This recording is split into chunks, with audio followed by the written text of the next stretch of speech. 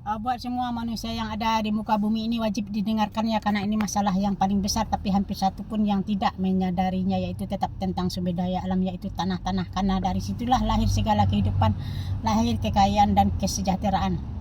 Karena tanpa tanah atau sumber daya alam semuanya akan musnah ya. Ini saya tetap membahas tentang investor-investor ya, yang orang-orang asing yang berinvestor di daerah Bali ini ya. Saya sudah memperingatkan orang Bali itu jangan terlalu investor dikasih kesempatan berinvestasi di Bali ini ya. Kenapa? Karena kalau semakin banyak investor ke Bali ini, yang hilang lahan-lahan kita ya, petani-petani kita ya, petani-petani kita, sumber daya alam kita, sumber kehidupan kita, dan mungkin juga keturunan kita akan hilang ya.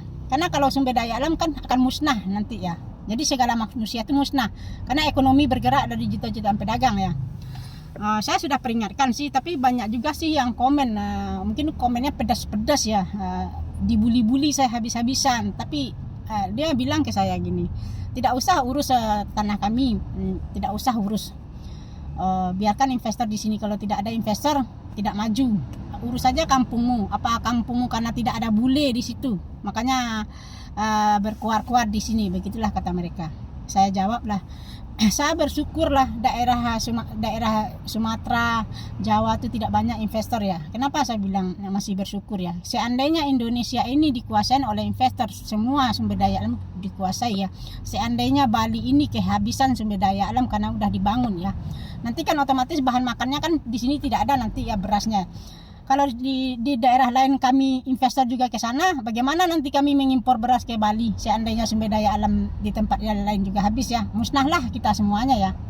Kenapa saya bilang kalau Bali kehabisan sumber daya alam, di tempat lain pasti kekurangan ya. Ini bukan Bali Jawa aja, tapi seluruh dunia ya. Kalau seperti saya bilang di VT saya, kalau Indonesia yang habis sumber daya alamnya dijajah terus sama orang asing dan keserakat, segala dunia akan hancur ya, segala dunia akan hancur. Itulah maksud saya. Mudah-mudahan yang membuli-buli di TikTok saya mudah-mudahan paham ya. Saya paham sih, karena di TikTok itu kan cuma sepenggal-sepenggal kan, sepenggal-sepenggal, tidak tahu secara lengkap dan secara detail ya dengan VT saya, karena VT saya itu kan banyak sebenarnya.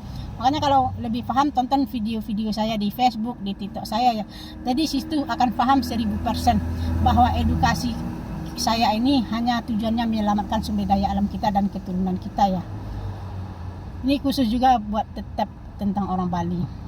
Saya juga peringatkan ke daerah-daerah lain seperti Flores, Sumba, Lombok. Kenapa? Karena di Bali ini kan sudah padat, sudah rame ya. Jadi di sini tuh keindahannya udah hilang. Jadi investor asing tuh yang dijajah lagi nanti Flores, Sumba, Lombok.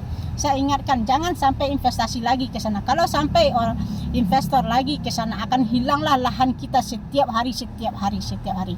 Kalau lahan yang hilang, besok dia anak cucu kita tuh yang tinggal hanya harta benda, uang, emas bangunan, tapi manusianya musnah karena yang musnah sumber daya alamnya ya.